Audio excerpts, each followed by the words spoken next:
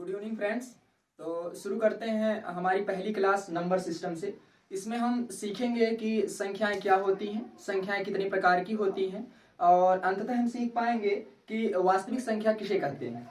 तो संख्याएं मुख्यतः दो प्रकार की होती हैं। पहली होती है प्राकृतिक संख्या, दूसरी होती है पूर्ण संख्या।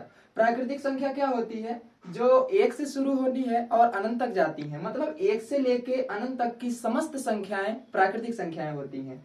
पूर्ण संख्याएं क्या होती हैं? जो जीरो भी होता है, नेचुरल नंबर, मतलब जीरो और प्राकृतिक संख्या, मतलब जीरो से शुरू होने वाली समस्त संख्याएं, जिसमें जीरो भी हो, प्राकृतिक संख्याएं भी आती हो, वह होती है पूर्ण संख्या। मतलब जीरो से शुरू होने वाली समस्त संख्याएं क्या होंगी? पूर्ण संख्याएं। प्रश्न आता है कभी कभी, ऐसे पूछता है, क्या सभी प्राकृतिक संख्या पूर्ण संख्या हो सकती है, या क्या कभी पूर्ण संख्या प्राकृतिक संख्या हो सकती है? तो इन दोनों क्वेश्चन का जवाब आप कमेंट में दीजिए। प्राकृतिक संख्या के रूप, प्राकृतिक संख्या के रूप। अब यहां से हम दो चीजें आप सोच सकते हो या पूछ सकते हो कि प्राकृतिक संख्या के रूप क्यों पढ़ाया जा रहा है। अब तक हम जानते थे संख्याएं दो प्रकार की होती हैं, पहली दूसरी होती है धनात्मक संख्या। यह संख्याओं के प्रकार पढ़ाए जाते थे, मगर हमने यहाँ पे लिखा है प्राकृतिक संख्या के रूप। अब प्राकृतिक संख्या के रूप, हाँ, क्योंकि जीरो पूर्ण संख्या में केवल जीरो ही है जो प्राकृतिक संख्या नहीं है। तो जीरो कभी ना तो धनात्मक हो सकता है ना तो ऋणात्मक हो सकता है। तो यहाँ कहना ये गलत होगा कि सभी संख्याएं धनात्मक और ऋणात्मक होती हैं, केवल प्राकृतिक संख्याएं ही ऋणात्मक और धनात्मक हो सकती हैं। तो प्राकृतिक संख्याएं पहली होती है जो ऋणात्मक नेगेटिव इन साइन, और दूसरी होती है धनात्मक पॉजिटिव इन साइन। तो इसको हम जान पाएंगे संख्या रेखा पर। संख्या रेखा पर बीच में जीरो होता है और जीरो के इस साइड में पॉजिटिव और इस साइड में नेगेटिव होता है। संख्या रेखा का कंसेप्ट हम अगली क्लास में पढ़ेंगे। संख्या रेखा को डिफाइन इसलिए यहाँ पर किया जा रहा है क्योंकि इसके सहारे हम आगे की परिभाषाएं सीखने वाले हैं। अब आई बात पूर्णांक की। पूर्णांक किसे कहते हैं या पूर्णांक है क्या? तो पूर्णांक भी बहुत ही इंपॉर्टेंट टॉपिक होता है, बार बार पूछता है। बहुपद जब हम पढ़ेंगे तो उसमें पूर्णांक शब्द की बहुत ही ज्यादा जरूरी पड़ेगी। पूर्णांक होता क्या है? पूर्णांक संख्या रेखा पर उपस्थित समस्त संख्याएं पूर्णांक हैं।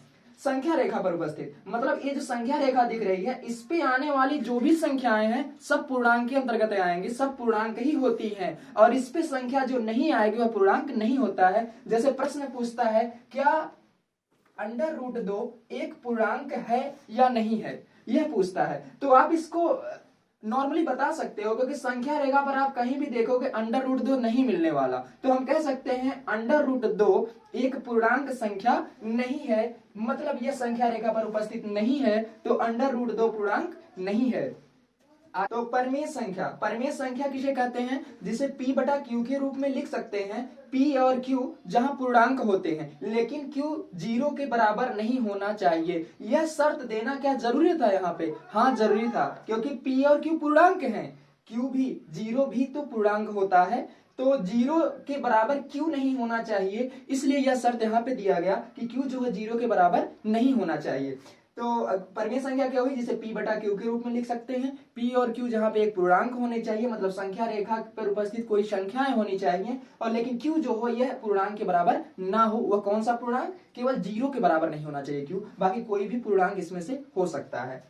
और उसके बाद सीखेंगे अपरिमेय संख्या क्या है। अपरिमेय संख्या क्या है? जिसे हम P बटा Q के रूप में लिख सकते हैं। मतलब अपरिमेय संख्या तो दिखती है परिमेय संख्या की तरह, तो हम कैसे डिफाइन करेंगे कि दोनों भिन्न भिन्न है? तो अपरिमेय संख्या जैसे P बटा Q के रूप में तो लिख सकते हैं, और P और Q जहां पर कोई पूर्णांक नहीं है।